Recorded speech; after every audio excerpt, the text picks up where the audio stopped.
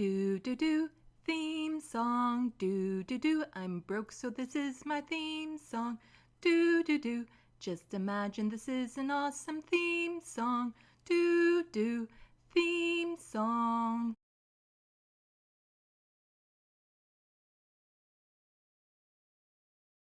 I am Canadian. I live in the best country in the world. Here, we have solved homophobia and transphobia. It just doesn't exist here anymore.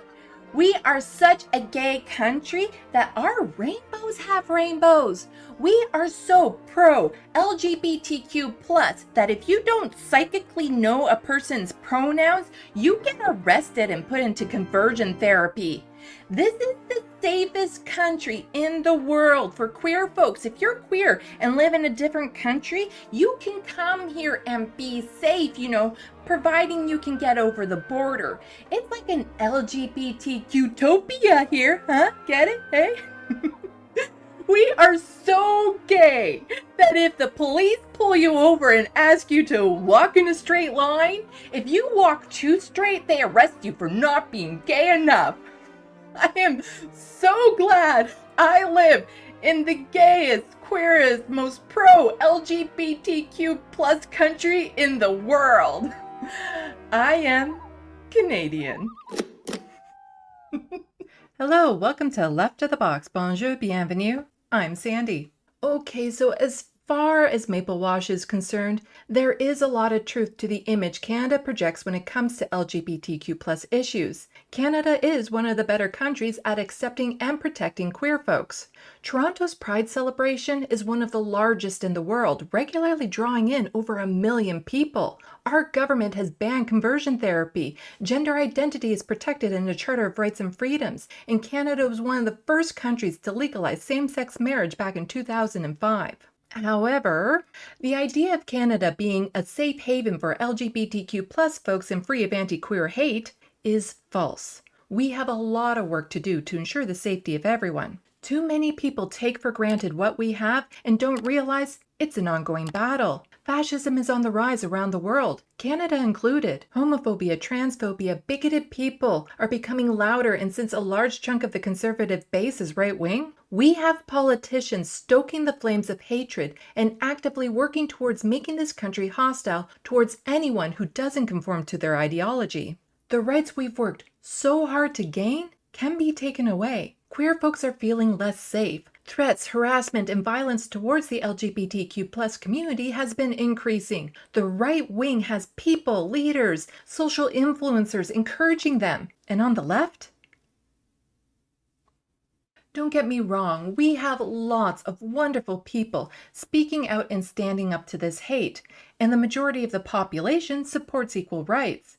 But the people in positions of power, the people with the influence to reach the masses, the people who have the clout to change the direction of the culture ego aren't doing nearly enough to counter the rising tide of right-wing hate, which leads to incidences like these. In Kelowna, BC, 2 Kelowna moms are speaking out after their 9-year-old daughter was verbally assaulted at a track and field event. One of the moms said she went to step up to compete at the grade 4 shot put final, and right before she went to throw, a grandfather of a student said, "Hey, this is supposed to be a girls' event. Why are you letting boys compete?" "My daughter is cisgender. Born female, uses she/her pronouns. She has a pixie haircut," she said. This man demanded certification to prove the child is a girl. He was so loud and obnoxious, he stopped the entire event, then pointed at another girl with short hair and said, "Well, if she's not a boy, then she's obviously trans." And I just want to go back up top here for a moment. 2 Kelowna moms are speaking out after their daughter was verbally assaulted. Chances are the man, a huge homophobe, probably assumed that if the parents are queer, then that must mean the child is trans. That's how it works, right? Queer parents can't raise cisgendered heterosexual kids. Of course they can. Then the man's wife called one of the mothers a genital mutilator, a groomer, and a pedophile, which are slurs used to demonize queer folks and put them in harm's way. School officials say they're going to ban the man from future events. Sure, okay, but why did they move the event instead of removing the man when this happened. It doesn't matter if the girl is cis or trans, an adult acting that way is reprehensible. The little girl was crushed, crying, maybe even put off sports because of this. The people who claim to be protecting children are the ones causing the most harm. And from CBC, security cameras capture pride flags being torn down from a Norwich home. A woman in Norwich is frustrated after security cameras capture footage of 4 people tearing down pride flags from her house and front lawn on Sunday night. She said, "I find it devastating. We want to have our own flags up to show people that there are safe spaces in the community, that there are people who want them to feel safe and welcome." Her stepfather, who lives in the house, was photographed in front of the Everyone Welcome flag, which was also removed in Sunday's incident. What was so offensive on the flag that people felt the need to go onto someone's property and steal it? Let's see. Everyone is welcome here. Ooh, scary. Look at that. He looks so scary, like Santa Claus. Scary. Santa Claus on a sunny beach. Scary. Ooh. I don't know. Maybe the people thought this was the best flag ever and wanted to put it up on their home. Yeah, no, I don't. No, not a chance. This kind of vandalism is becoming more common. Some of the flags have even been lit on fire, which can lead to tragic outcomes. And we all know that if somebody on the left were to tear down an F. Trudeau flag or a Trump 2024, which we do see around here in Canada, then they will accuse us of being intolerant, that we're trying to suppress their free speech. No one is forcing them to look at the flags. No one is demanding they pay attention to them. They're enraged by the flags and want to force their bigoted ways onto the people around them. You know, the whole misery loves company thing. These types of aggressions are on the rise. Whenever you show the symbols of pride or trans or anything that isn't an F. Trudeau flag, it can be vandalized. Those paintings on the street of pride and trans flags are often, people will drive over them and burn their tires on them to mark them up as a sign of disrespect and to let people know that they're not welcome there.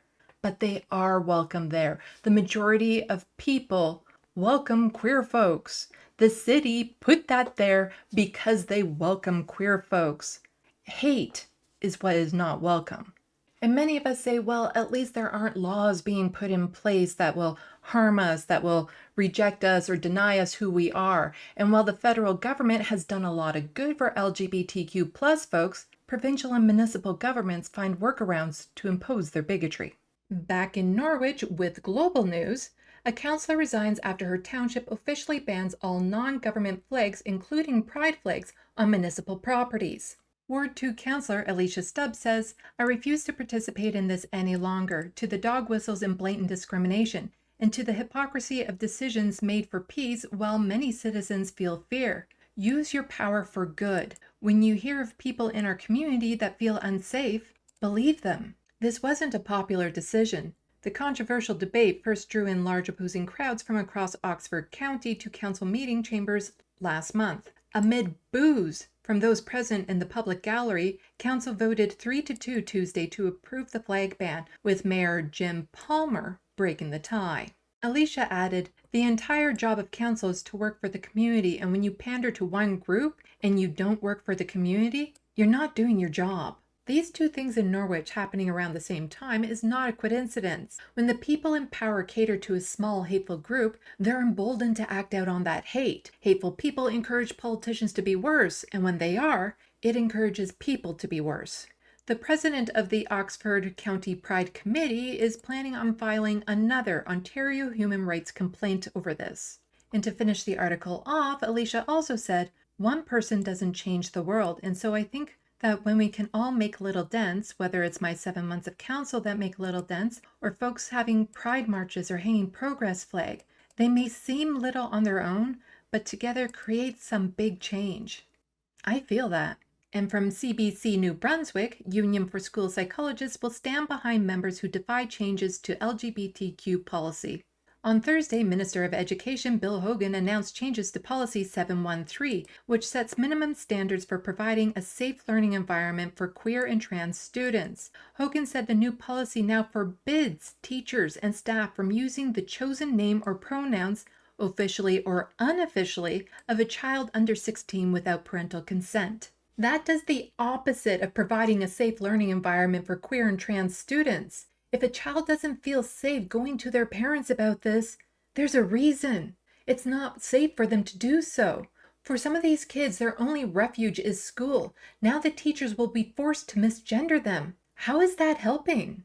The president of the New Brunswick Union, which represents mental health professionals in schools, said, "We're prepared to file grievances on behalf of our members because we don't want our members to be forced to misgender students," she said. "That's wrong. That's absolutely wrong. It's just not respectful, and we feel it's unreasonable." The policy before and after it was changed has always prevented teachers and staff from officially changing the child's name on report cards and school systems, for example, without consulting the parents. But now, Hogan said, no school employee will be allowed to respect a child under 16's choice of name and pronoun without parental consent. This includes unofficially. The president of the teachers' union said, "Teachers will always do their utmost to prevent a child from any form of harm.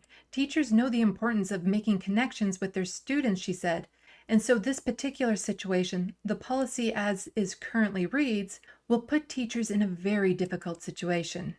When we get another conservative federal government, expect more of this.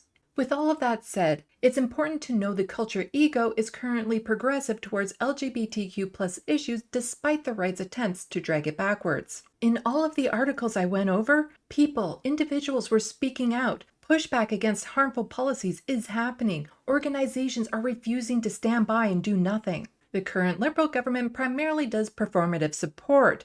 However, I will give credit to Justin Trudeau, and anyone who knows me or has seen my videos knows I have a lot of disdain for the man. He said some really good words in response to New Brunswick's changes to Policy 713. Right now, trans kids in New Brunswick are being told they don't have the right to be their true selves, that they need to ask permission. Well, trans kids need to feel safe, not targeted by politicians. We have to stand against this. We have to stand up for the freedoms we believe in and continue our work of letting love be louder than hate. This talking point is an easy win for the Liberals. Wasn't Justin a drama teacher? He should be better at not acting so smug. And other government officials spoke out harshly against it and are planning on challenging it. Good. Do more of this. Prove to us we are more than just political pawns used for votes. Stop shying away from going on the attack. Call the Conservative government what it is, the maple-washed slippery slope to fascism. We need leaders who will stand up and push for policies that benefit everyone, no matter the backlash. Not leaders who stand up only when it benefits their agenda and who sit down at the slightest pushback. Justin Trudeau is center on good days, right of center most of the time. Canada doesn't have a progressive party, which is wild considering how progressive the people of this country are. When you talk about the issues we face and desired outcomes while leaving out mention of political parties, the vast majority of us want the same thing. It's about time we had a party that represents and fights for us. I was at the Pride Festival in my area, and when I got there, I saw this little kid, and they had a non-binary flag, and I was like, oh my gosh, they have non-binary flags. And so I went to them, and I asked them, where did you get this? And their mother said, oh, there's a booth here selling them. And I'm like, really? And the kid's like, yeah, really? And I was super psyched that I could get myself a large non-binary flag, and so I immediately went over and got it, and then there was these pins being handed out. One said, not a woman, not a man, so I used them to pin it to me. So it was a non-binary cape, and I was a non-binary superhero off to fight fascism and other bad stuff like gendered bathrooms. At the festival, I saw so many people happy, laughing, dancing, enjoying themselves, showing off their creativity through their outfits and art booths. Kids, adults, people from all backgrounds were free to express their gender identity in a supportive public environment. Seeing so many little MPs running around just made my heart melt. That they could be what I couldn't be at their age. Couples held hands without fears of being judged or harassed. So many expressions of friendship and love. That kind of freedom and the joy it brings shouldn't be restricted to a festival once a year. This is worth fighting for, and we're not alone. In Ottawa, again, for those of you who don't know, is the capital of Canada, hundreds show up to support NAC Drag Storytime as 30 protests against the event. Hundreds, 30. There were a few scuffles that broke out, and one man was handcuffed and taken away while yelling Bible verses about the abomination of a woman wearing a man's garment, like pants. And all 4 people were arrested and later released, and no criminal charges were laid. Drag story times have become a target for protesters in both the United States and more recently in the Ottawa area. Ottawa community groups organized the counter-demonstration Wednesday to show their support for the 2S LGBTQ+ community. The Community Solidarity Ottawa group had asked supporters to come out to stand up to homophobic bullies and to counter the far right and drown out their hate with love. There were about 30 people on the protester side. Several people interviewed said they do not think children should see drag because the performers are sexual. Storytime performer Sorrel Cinder wore multicolored pants and top and had cartoonish makeup and orange hair. Fellow performer China Doll was dressed in a long sweater coat decorated with graphics of dogs and snowflakes and sported huge sunglasses. If that's what you, as an adult, find sexual, sure, okay. But don't show up to a kids' event and try to push your sexuality onto them. Performer Cinder said in an interview he hoped the show helped promote inclusivity while dispelling misinformation about all ages drag story times. Drag is an art form that has existed for centuries, said Cinder. Just like theater, just like arts of all kinds, like music. Not all of it is appropriate for all ages.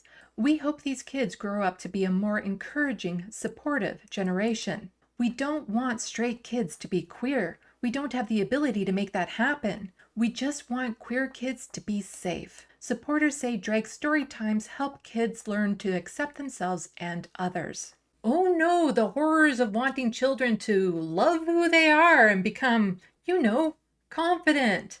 Seriously, that's what these bigots are fighting against. I'd trust a child to be around drag queens over being around the Bible verse spewing guy every time. And I want to give a huge shout out to Emma Vigeland of the Majority Report. She is into sports, so much so she has her own show, ESVN, which makes her a target for misogynistic men who are upset she knows more about sports than they do. Emma, a cis woman, has also come under attack from TERFs and transphobes because she defends the right for trans girls and women to compete in women's sports. Emma tweeted out, "TERFs triggered by me, LOL. It's simple. Trans girls and women are girls and women, so they get to participate in girls and women's sports. Inclusion as a broad societal goal trumps cherry-picked instances of unfairness. By the way, gender-affirming care for minors would solve all of this." But what was it that Emma said that outraged these TERFs so much? Emma, there's tons of evidence regarding testosterone levels and height, strength, and speed between people with XX chromosomes and XY chromosomes. Matt's citation off cases about the Olympics is pertinent, but an argument for better planning and more transparent discussions. Your argument is really bad on this, and you're out of your depth. You're correct that trans women should be able to compete in women's sports, but your argument for it is just scientifically and factually incorrect. I'm actually not bad about this. I'm 100% right on this. I don't give a shit about the scientific explanations. People, if they identify as a woman, get to compete in sports. If that's not fair in the short term for a variety of little competitions, I don't give a shit. I don't give a shit. Because the societal interest of including trans people in society trumps stupid competition. Full stop. So I'm right about this. You're wrong about this. Yeah, that was right on. Perfect. This is an exchange between Ryan Grimm and Emma on Twitter. In it, Ryan was trying to find a middle ground by suggesting that trans folks could be put into a separate sports category. Emma pushed back and didn't yield an inch. Freeze the screen here to read all of her excellent pushback. Emma sums up her sentiment about this in this clip. The advice is that you can't engage in this in a case-by-case basis, because what this is a wedge issue designed to crack open the door to larger systemic discrimination against trans people. And when your liberal friends get sucked into case-by-case examples of like this person's body mass or testosterone, you have to make it about over 500 bills right now introduced in just the year 2023 to discriminate against trans people in this country. They were never concerned about transports before this. And then when you get into the specifics, it really is just about societal inclusion. Trans people have the right to pursue their dreams in the same exact way that everybody else does. And that's the philosophy that you have to just reiterate. It's about rights and not about these specific and case-by-case examples. So I'm so glad Emma's on our team. You see what I did there? That was a sports reference, eh? Emma, from the bottom of my heart, thank you. You didn't choose to be a target, but you've handled it with grace and strength. You are an incredible role model for girls, boys, and MBs who worry their passions may be dismissed because society pressures them not to like it. And you show cisgendered folks what it takes to be an ally. Not only are you an ally, but you're also an accomplice. We see you and we appreciate you.